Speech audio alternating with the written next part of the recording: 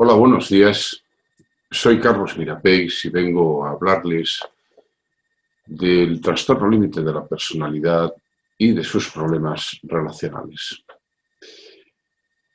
En primer lugar, quiero agradecer a los organizadores que me hayan invitado y a todos ustedes que están presentes online debido a esta situación pandémica que vivimos. Voy a utilizar una presentación que me va a servir para ir acompañando los conceptos que quiero transmitirles. Voy a dividir mi presentación en varios apartados y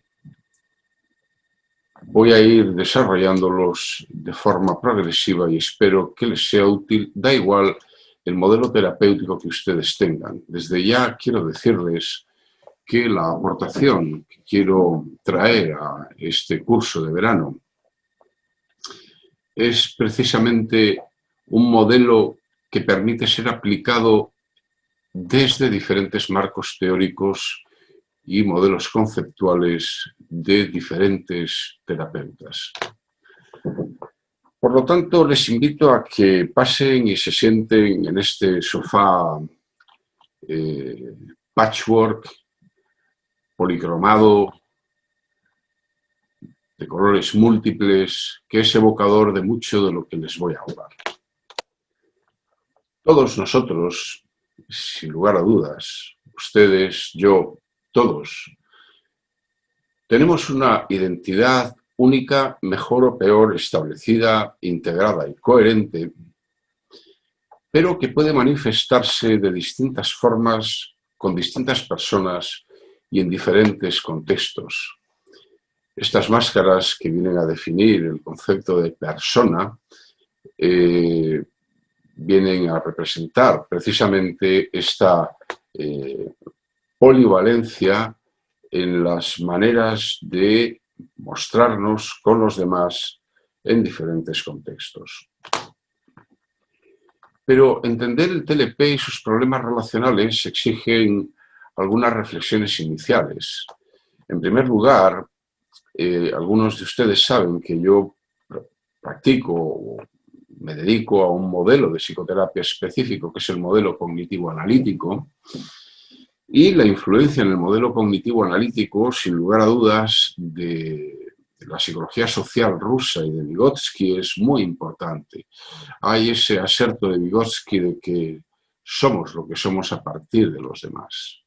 El ser humano es un ser relacional y social, y eso es lo que nos configura lo que somos. De tal forma que mi presentación encaja perfectamente con esa nueva aportación de la sección 3 del DSM-5, en la que los criterios generales de diagnóstico establecen que hay dos áreas fundamentales, que son la identidad y las relaciones interpersonales. Sobre todo esto va a girar mi presentación. Antes de continuar, me gustaría decir que estoy deseando que llegue la CIE 11, y esa visión de los trastornos de personalidad, dulcificando su definición a personalidades disfuncionales. En esta diapositiva les transmito este texto que dice: reducir a alguien a un trastorno de personalidad es como señalar a este árbol por caer mal en un campo azotado por el viento. Yo llevo muchos años trabajando con trastornos de personalidad más o menos graves, durante mucho tiempo con trastornos límite de personalidad graves, y he de decirles que en la historia personal de muchas de las personas que veo, sistemáticamente hay un contexto social que ha justificado y que está detrás de esa disfunción y desviación de la norma a la que le colocamos la etiqueta de trastorno de personalidad. Bien, pero vamos a hablar de que en el trastorno límite de personalidad hay distintos modelos teóricos generales que ayudan a comprender y a dar forma a los diferentes modelos terapéuticos. Desde el concepto de exceso de agresión de Kemper, a la desregulación emocional de Linehan, a la mentalización fallida de Fonagy o al concepto de hipersensibilidad interpersonal de Ryle o la disociación parcial del self de Tony Ryle, todos ellos son marcos conceptuales que ayudan a comprender el TLP y sobre todo lo que ayudan es a dar forma al modelo terapéutico que se pone en funcionamiento porque requiere de una coherencia teórica que explique lo que le pasa al TLP. Yo me voy a centrar en mi exposición en lo que consideramos importante que son los modelos relacionales. Los modelos relacionales voy a utilizar 4 fundamentalmente. El modelo cognitivo social, que es un modelo antiguo de Michel Schoda, el modelo de Ryle de la identidad y multiplicidad del self, el modelo TAM de temperamento, apego y mentalización de Carteret y quizás la teoría más reciente, que es el modelo interpersonal de Dawood. Quiero empezar por el modelo CAPS, diciendo que es un modelo que ha pasado muy desapercibido en la teoría de la personalidad y en la técnica, y sin embargo hoy en día está siendo utilizado por varios de los modelos de psicoterapia relacionales porque permite comprender el comportamiento interpersonal desde una perspectiva cognitivo-sistémica. Es decir, el modelo CAPS es el Cognitive Affective Processing System, que al fin y al cabo lo que viene a decir es que la esencia del comportamiento interpersonal, la esencia de la reciprocidad y de la explicación del contexto relacional es que mi conducta se convierte en el contexto de la tuya y tu comportamiento se convierte en el contexto del mío. Es decir, más allá de los rasgos de personalidad que podamos tener o bien una persona, Silvia, o bien Marcos, el comportamiento de Marcos se convierte en la situación de Silvia y viceversa. Es decir, una forma de entender o la mejor forma de entender el comportamiento de un sujeto no es describir solo los rasgos temperamentales o de carácter que le definen, sino describir con la mayor precisión posible cuál es el patrón de relación interpersonal y el contexto que justifica esta conducta.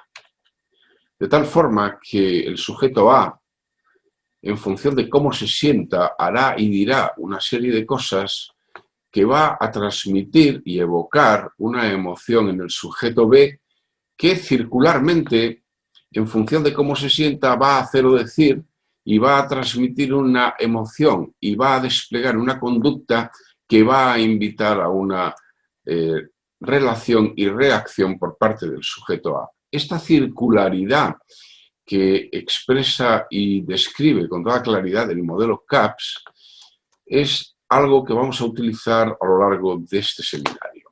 De tal forma que, por ejemplo, en el trastorno límite de personalidad, utilizando ese perfil característico de Milon y acoplándolo a este modelo CAPS que he descrito anteriormente, las principales creencias de un TLP es que le cuesta saber cómo es, que tiene la sensación de que los demás le han maltratado o que le han abandonado o que son inconsistentes, se siente a sí mismo que es cambiante e inestable y ve a los demás como amenazantes. Desde ahí no es de extrañar que su comportamiento sea un comportamiento desconfiado, inestable, cambiante y que el otro esté desconcertado y no sepa muy bien cómo reconocer y actuar ante su comportamiento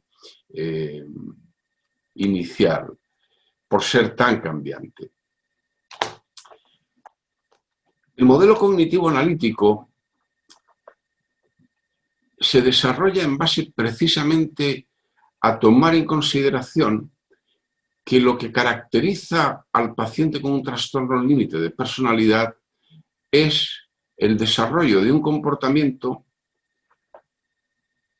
cambiante, inestable, que se caracteriza por cambios bruscos en los estados mentales que desconciertan al otro en la relación. De tal forma que en lo cotidiano cualquier terapeuta, como los asistentes, cualquiera de ustedes que ha trabajado con pacientes con trastorno límite, sabe que se producen cambios en su estado mental, que hay una auténtica disregulación emocional, que hay una imprevisibilidad en su comportamiento. Y eso, lógicamente, provoca un desconcierto en la relación y trae como consecuencia una mala adaptación social. Antes de continuar, me gustaría hacer hincapié en el que esta multiplicidad del self tiene una continuidad, tiene un eje continuo y se puede entender como una dimensión. Me explico.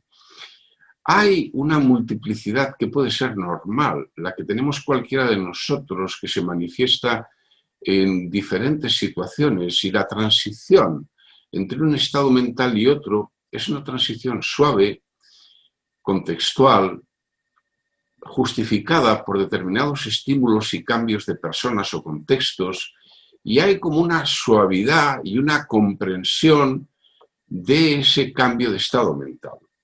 Hay, sin embargo, en el otro extremo, componentes claramente disociativos de la multiplicidad del self, que sería un self múltiple disociado, como bien figura en esa carátula de la película Glass, en la que el personaje tiene una personalidad disociativa, en la que incluso no tiene conciencia de quién es el otro que está actuando y tomando el control de la conducta. Pero siempre utilizo una frase que yo llamo la frase poética de la multiplicidad, que es una frase de Walt Whitman que dice que yo me contradigo. Pues sí, me contradigo. ¿Y qué? Y termina Walt Whitman diciendo: yo soy inmenso, contengo multitudes.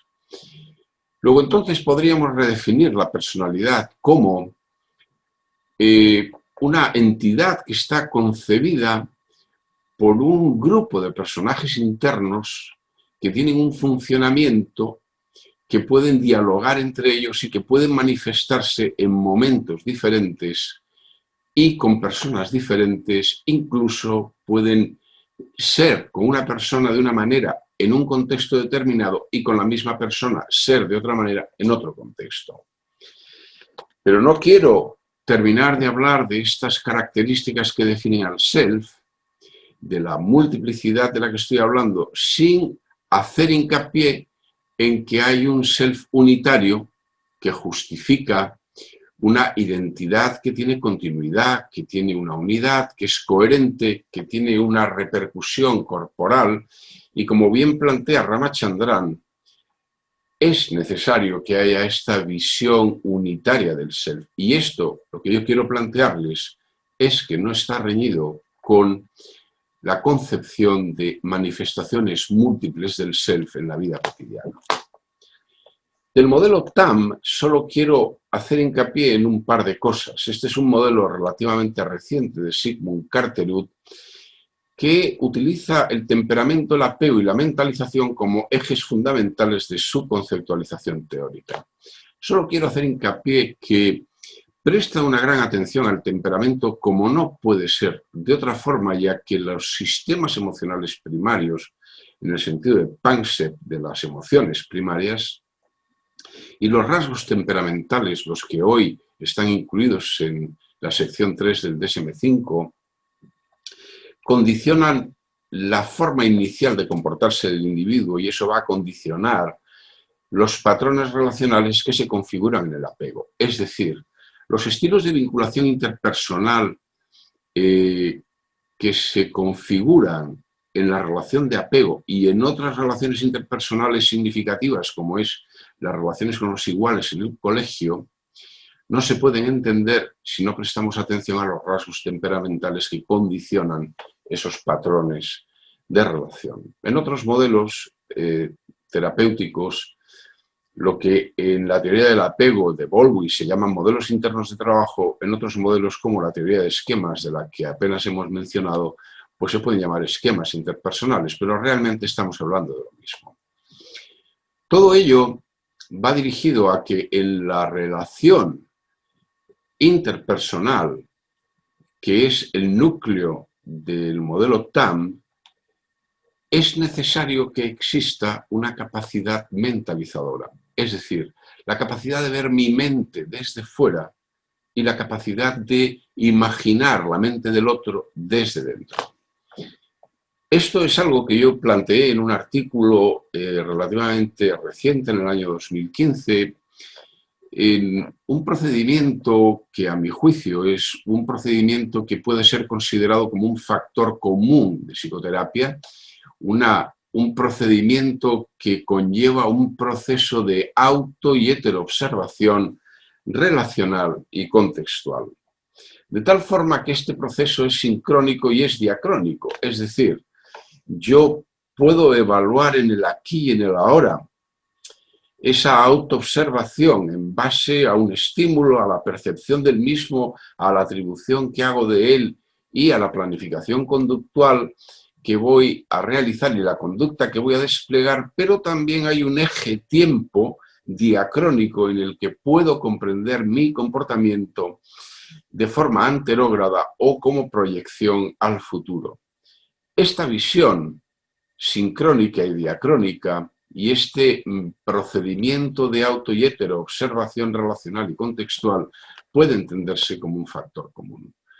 Por último, dentro de estos modelos interpersonales, hablar de la teoría contemporánea integradora sobre la personalidad desarrollada por Dawud recientemente. Simplemente decir que todos nosotros, al relacionarnos con otro, intentamos provocar en él un comportamiento que se ajuste a nuestras motivaciones y a las expectativas que tenemos en relación a él. Es decir, la circularidad de la relación interpersonal está ya en mi mente antes de que yo despliegue mi comportamiento. Como bien decía Batkin, el otro está presente y configura mi discurso antes de que yo le ponga en palabras.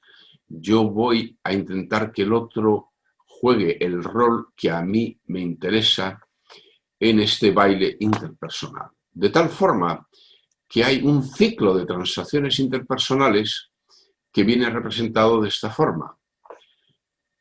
La experiencia encubierta que la persona P tiene de la persona Q y el comportamiento abierto de la persona P hacia la persona Q. Y por el otro lado, la experiencia encubierta de la persona Q en respuesta a la acción de la persona P. Y por último, el comportamiento abierto como respuesta de la persona Q a la acción de la persona P. Esta circularidad es una cadena transaccional que sistemáticamente se produce en el baile interpersonal. Hay una anticipación de lo que yo espero del otro y en función de lo que el otro despliegue en su conducta se va a producir una confirmación o no de la expectativa que yo tenía y se va a producir una gratificación o satisfacción de las motivaciones y expectativas que tenía o no. Y va a haber una relación fluida y adaptada o generadora de un conflicto. De tal forma que esta complementariedad relacional es un componente fundamental. En esta segunda parte voy a exponer unas aplicaciones prácticas del modelo que he venido presentándoles que pueden ser utilizadas en formato individual, en formato grupal, en parejas o familiares.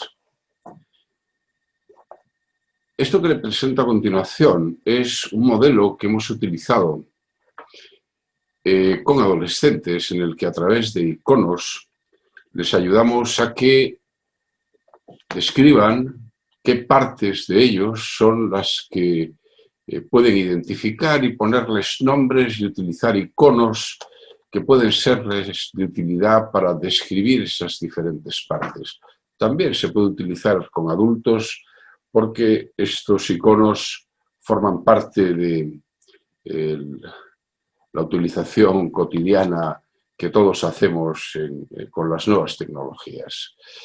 Y le pedimos que identifique alguna parte de sí mismo, que la ponga nombre, y le invitamos a que la sitúe en un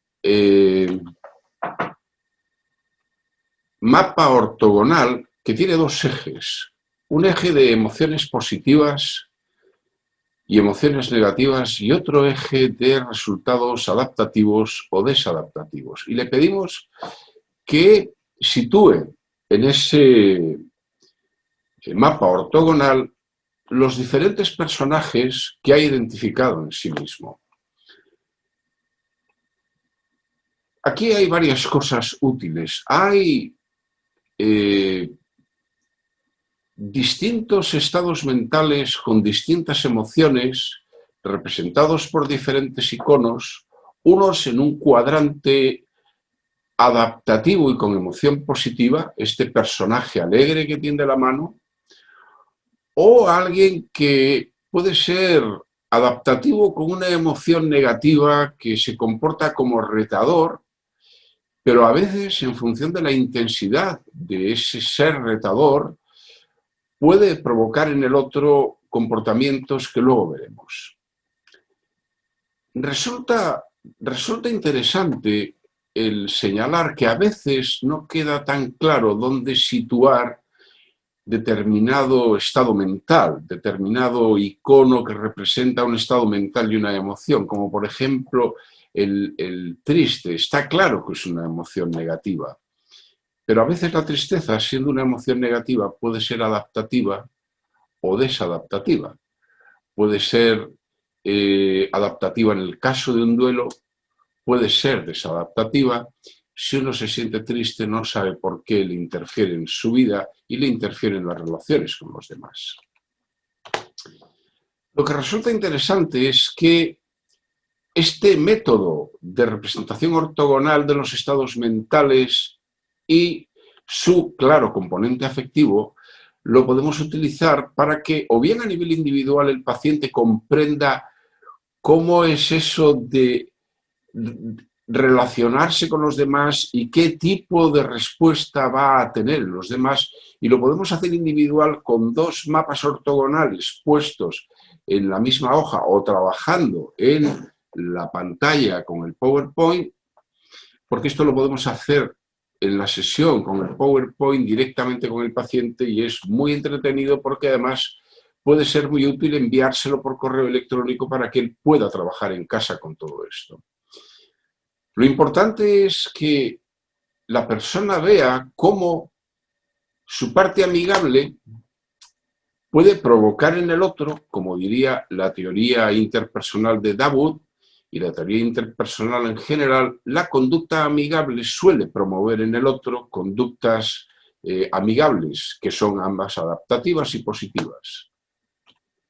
Pero si uno se comporta de forma retadora, puede provocar en el otro tipo de emociones, que puede mosquearse o puede sentirse asustado, y eso va a condicionar el baile interpersonal. De tal forma que si yo ya no solo me muestro retador, sino que me muestro colérico, le pregunto al paciente, ¿y cómo crees que esto va a repercutir en el otro? Puedo preguntárselo o bien individualmente con estos dos mapas, o bien en papel, o bien en el ordenador, o cuando trabajamos en grupo, utilizamos un papelógrafo en el que, con iconos que son autoadhesibles en el papelógrafo, podemos invitar a que el que está representando y hablando de sus estados mentales y de lo que puede provocar en el otro, se dé cuenta de que al otro puede provocarle el hecho de estar asustado. Además, el resto del grupo puede participar en este juego que puede resultar entretenido, viendo qué distintas reacciones podrían tener, porque tenemos más iconos, tenemos más posibilidades para que no solo individualmente, sino si trabajamos en grupo, que podamos ver cuál es la dinámica relacional. Lo mismo si trabajamos en pareja o si trabajamos con una familia. Todo esto es un trabajo muy sencillo que puede ser utilizado, como luego veremos, por cualquier otro terapeuta. Solo por complicar un poquito más el modelo de trabajo, todos estos personajes no solo son iconos, sino que el retador dice algo al mosqueado y el mosqueado tiene una reacción que también piensa, dice algo y hace algo. Un gran terapeuta cognitivo-analítico finlandés, Mikael Lehmann, muy influenciado por la teoría dialógica de Batkin, Michael Batkin, desarrolló un modelo que se llama el análisis de secuencias dialógicas. Y obviamente es un modelo muy extenso, pero que simplemente quiero plantearles algo porque creo que es muy útil y muy coherente con lo que vengo planteándoles hasta ahora. Las distintas partes que hay en mí, A sub 1, A sub 2, A sub 3, llamémoslas como queramos, pongamos los iconos que queramos, tienen un proceso de relación complejo con las diferentes partes que hay en ti, en el otro. Y esto no solo es útil para trabajar con pacientes con trastornos límite de personalidad. Este modelo es perfectamente utilizable en cualquier tipo de terapia, en la que vamos a desmenuzar los procesos de relación interpersonal entre uno y otro, pero no en términos globales y absolutos, sino en términos parciales, de partes del self, en el que la meta final sería: ¿quién de ti habla a quién de mí? ¿De qué, por qué y para qué? En última instancia, una psicoterapia bien desarrollada y con una capacidad de construir una neonarrativa sobre la vida del individuo y sus procesos relacionales, debe de poder responder a este aserto de quién de ti habla a quién de mí, de qué, por qué y para qué. El otro con quien nos relacionamos es alguien también único, diferente a nosotros y con múltiples partes. Cuando tenemos conflictos en nuestra vida cotidiana, con hermanos, parejas, jefes, en vez de hablar en términos absolutos, yo estoy enfadado contigo en tu totalidad y en mi totalidad, si hacemos este planteamiento en términos relativos, hay una parte de mí que se siente herida porque ha habido una parte de ti que ha actuado o reaccionado a algo que yo hice o dije, que ha provocado un desencuentro, un conflicto, y me gustaría que pudiéramos hablar de esto. Es mucho más fácil resolver los conflictos de relación con el otro a nivel de pareja, a nivel de familia, a nivel de grupo, cuando hablamos en términos relativos. Por último, quisiera decirles, como dije al inicio, que este modelo múltiple de la multiplicidad del self y de la relación interpersonal, y con esta forma de trabajo que les he mostrado, puede ser utilizado por cualquier tipo de terapeuta, dinámico, conductual, cognitivo, sistémico, humanista. Es una forma de trabajo transteórica, transdiagnóstica y que puede ser encajada de forma asimilativa por distintos terapeutas, sea cual sea su orientación técnica. Por lo tanto, animarles a que puedan utilizar este modelo de trabajo, y quedo a su disposición en este correo electrónico por si tienen alguna pregunta que poderme hacer, y luego en el coloquio que vamos a desarrollar.